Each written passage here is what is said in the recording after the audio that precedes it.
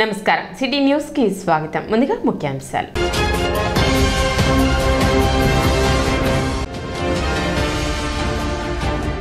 పేద ప్రజల ఆరోగ్య పరిరక్షణకే విలేజ్ క్లినిక్ల ఏర్పాటు ఎమ్మెల్యే అన్నాబత్తిని శివకుమార్.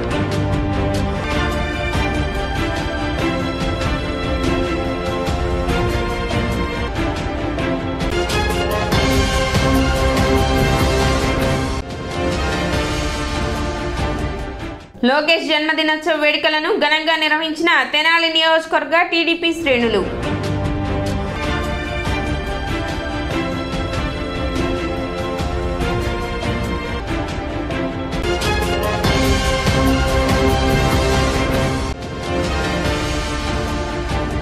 తెనాలి ఓటర్ల జాబితాను విడుదల చేసిన సబ్ కలెక్టర్ ప్రకాష్ జైన్.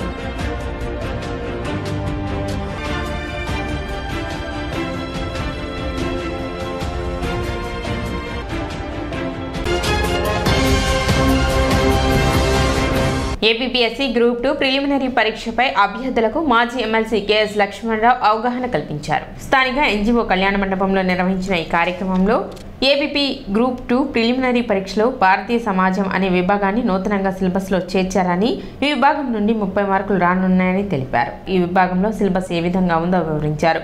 కుటుంబ వ్యవస్థ గురించి, సమాజంలో ఉన్న వర్గాల గురించి, రాజ్యాంగం వారికి కల్పిస్తున్న రక్షణల గురించి, బాలల హక్కుల గురించి ఎమ్మెల్సీ కేఎస్ లక్ష్మణరావు వివరించారు. తెనాలి ప్రాంతం నుండి ప్రిలిమినరీ పరీక్షలో ఎక్కువ మంది సెలెక్ట్ కావాలని ఆకాంక్షించారు. ప్రిలిమినరీ పరీక్షలో ఉండే 5 విభాగాలకు సంబంధించి ప్రత్యేక తరగతులను ఏర్పాటు చేస్తున్న UTF, JVV, NGO association Tenali వారిని లక్ష్మణరావు అభినందించారు. అభ్యర్థుల విజయానికి తెనాలిలో ఉచిత తరగతులు ఏర్పాటు చేయడం అభినందనీయమని అన్నారు. ఈ కార్యక్రమంలో యూటీఎఫ్, జేవీవి, ఎన్జీఓ అసోసియేషన్ ప్రతినిధులు పాల్గొన్నారు.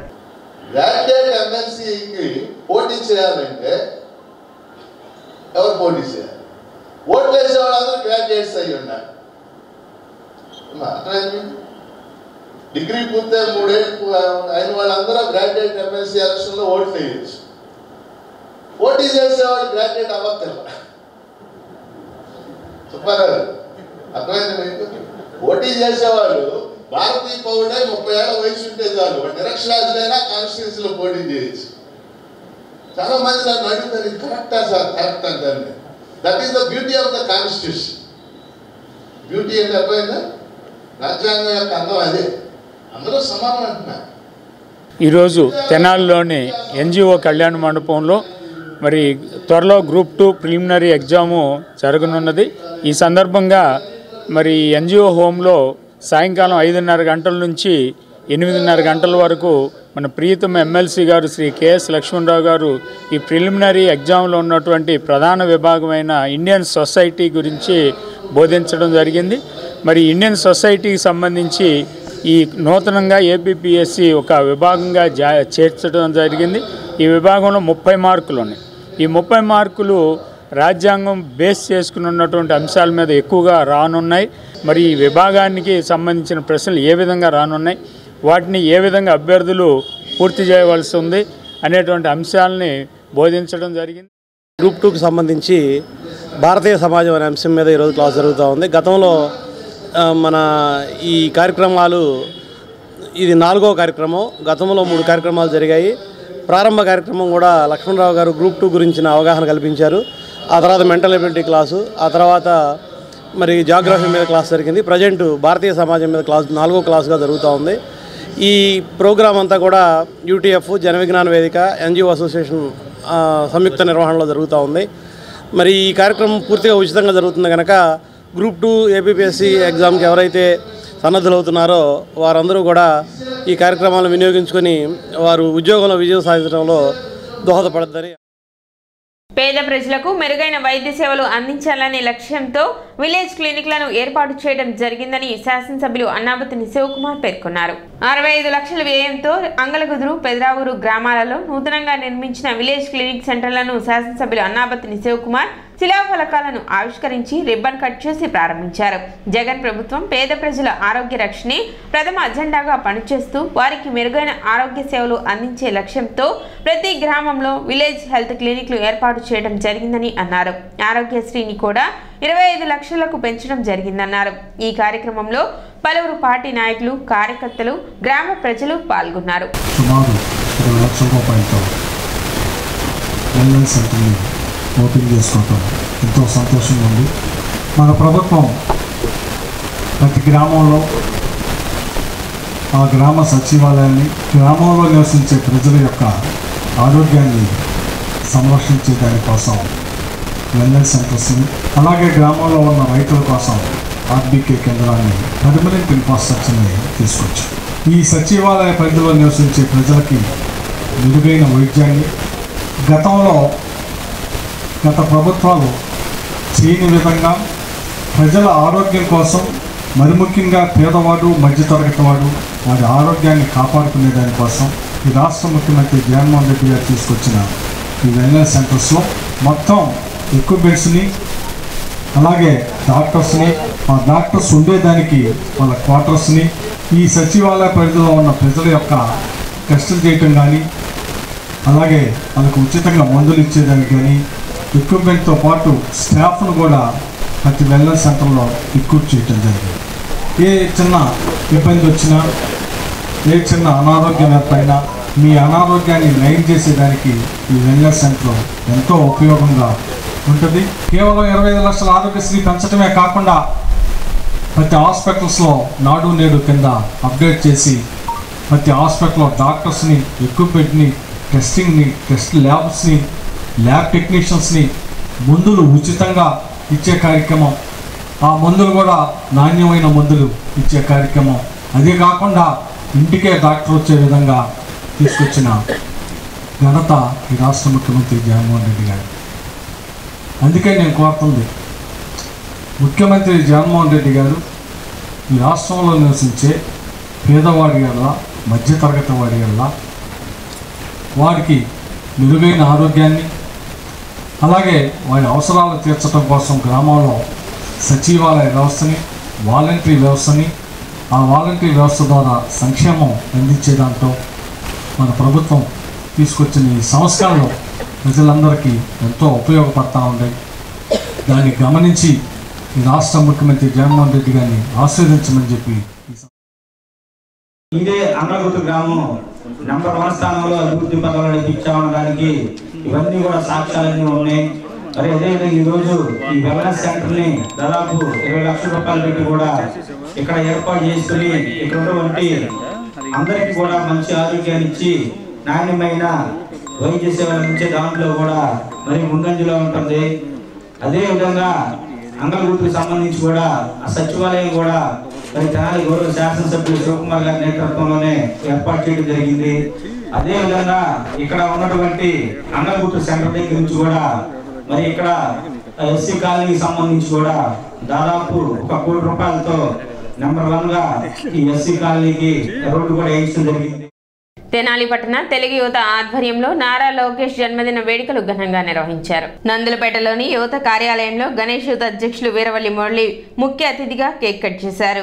పార్టీని బలోపేతం చేసే దిశలో పాదయాత్ర చేపట్టి విజయవంతంగా పూర్తి చేయడమే కాక కార్యకర్తలకు ఎల్లప్పుడూ అందుబాటులో ఉండే లోకేష్ భవిష్యత్తులో మరిన్ని ఉన్నత పదవులు అధిరోహించాలని విజ్ఞప్తి చేశారు. ఈ కార్యక్రమంలో గుమ్మడి ప్రసాద్, అంగలగుదురు సర్పంచ్ కనగాల నాగభూషణం, కనకరాంబాబు, వెంకటరామయ్య తదితరులు పాల్గొన్నారు.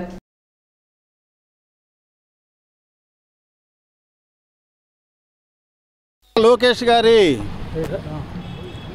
పుట్టినరోజు కార్యక్రమం పట్టణ తెలుగు యువత నాయకులు కొల్లూరు శ్రీధర్ గారి ఆధ్వర్యంలో నిర్వహించడం చాలా ఆనందం. నారా లోకేష్ గారు ఇవాళ ఒక డైనమిక్ లీడర్ లాగా